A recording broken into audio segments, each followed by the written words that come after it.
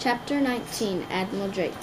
So Mr. Popper, with Captain Cook, Greta, Columbus, Louisa, Nelson, Jenny, Magellan, Adelina, Scott, Isabella, Ferdinand, and Victoria, were bundled up into the patrol wagon and hustled off the police station. None of his police could move the desk sergeant. The theater manager is pretty mad at the way you busted into his theater. So I'm holding you. I'm going to give you a nice, quiet cell.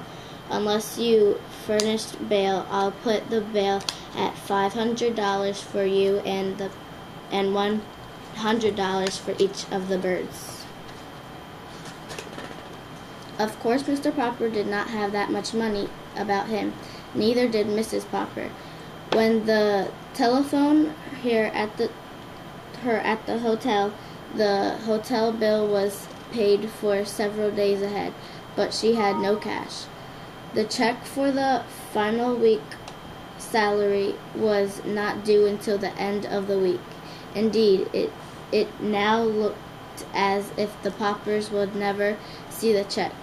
Since they could not get the Penguins out of jail long enough to put on their act at the Royal Theatre, if only they had to get in touch with Mr. Greenbelt. With Mr. Popper knew that kind man would have got them out. But Mr. Greenbaum was somewhere in Hollywood, out of the Pacific coast, and the Poppers had no idea how to reach him. It was very dull for the birds in jail. Wednesday came, there was still no word from the Greenbaum. Thursday, and the birds began to drop. It was soon apparent that the lack of exercise combined with the heat must prove too much for them.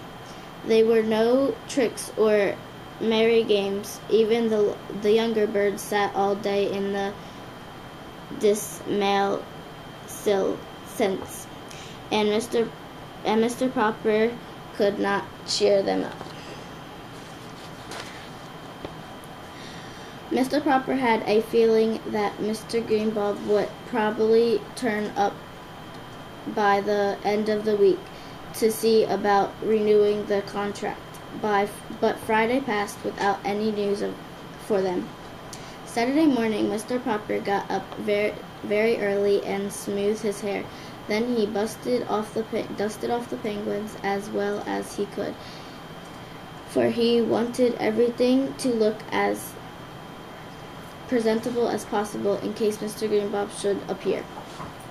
About 10 o'clock, there was a sound of footsteps in the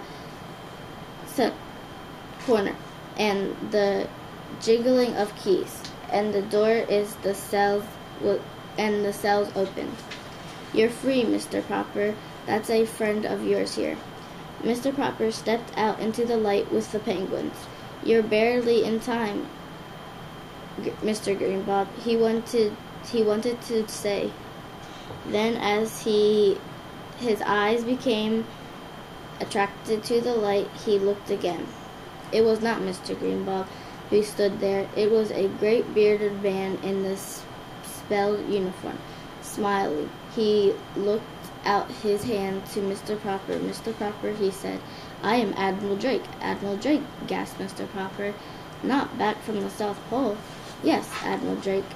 The Drake Arctic expedition ship returned yesterday. You should have seen the reaction New York gave us. You can read about it in today's paper, but I read about the terrible you were having over the Penguins. So here I am. I have a long story to tell you." "Could we go to the hotel and talk about it?" asked Mr. Popper. "My wife will be excited to see you back." "Certainly," said the Admiral Drake, and when they were all settled in the Poppers' room at the hotel with the Penguins clustered around to listen, Admiral Drake began. When I knew that I was coming back to America, I often thought about the man to whom I had sent the penguin. It took us a long time to hear things down there. I often wonder how you and the birds were getting along. Last night at the Mary's dinner for us, I heard about the wonderful training penguins act you had been putting on all over the country.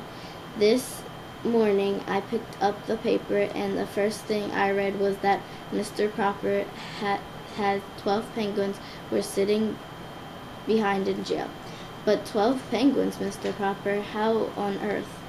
Then Mr. Proper told Greta his arrived to keep Captain Cook from being lonely, and how the little penguins had grown, and how the clever little band had saved the day for the Poppers.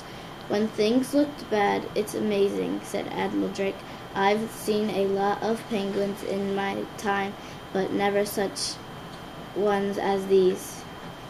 It certainly shows the practice and training they can do.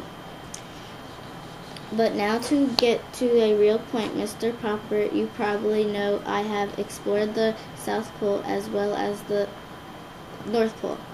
Oh yes, said Mr. Proper respectfully. I have read books about both your Arctic and Antarctic expeditions. Well then, said the Admiral Drake, maybe you know why we prefer the South Pole. Could it be an account of the penguins, sir?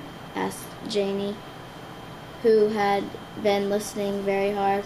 Admiral Drake patted his head. Yes, my dear, those long polar nights get pretty dull when you have no pets to play with. Of course there was a polar bear up there, but you can't play with them. Nobody knows why there are no penguins at the North Pole. For a long time the United States government had not wanted me to lead an expedition up there for the purpose of establishing a breed of penguins. I must come to the point, Mr. Proper. You've had much remarks since with those birds, of course. Why not let me take them to the North Pole? Started a race of penguins there. Just then, Mr. Greenbob and the other gentlemen were announced. They shook hands all around, and with introducing the Admiral, well, Popper, said Mr. Greenbob, to have bad too about the mix-up over the theaters. But never mind. Here's Mr. Kevin, who knows the Cotswold Film Company. He's got to make your future. You'll be a poor man no longer, Mr. Popper. Poor, said Mr. Popper. I'll not be these birds. I have earned us $5,000 a week. Oh, $5,000, said Mr. Kevin. Who's that pin money? I want to put these birds in the movies. Mr. Proper, we've got the story department working on stories for them already. Why, I'll put each of those birds under a contract that will keep you and the missus on easy streets the rest of your life. Popper whispered, Mr. Popper, I don't want to live on Easy Street. I want to go back to Proudfoot Avenue. Better considered by Mr. Popper and the Admiral. I can't offer you anything like that. You say those men at the North Pole get lonely, but course they are not penguins, asked Mr. Popper. Very lonely, and the Admiral Drake put it there, and the penguins up there, might the polar bears eat them? Oh, ordinary penguins, yes, said the Admiral, judicious, but not such highly trained birds as yours.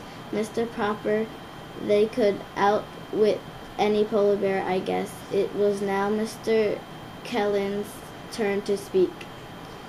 In every moving picture house in America, little children would have the pleasure to seeing stories enacted by the Popper Performance Penguins. He said, "Of course it was succeeded in establishing the breed of the North Pole," said the Admiral. "The name might have to change a little, I imagine, the hundreds of years for now scientists would be calling them the Popper Arctic penguins." Mr. Popper was silent for a moment. "Gentlemen," he said, I want to thank you both. I'll give you my decision tomorrow."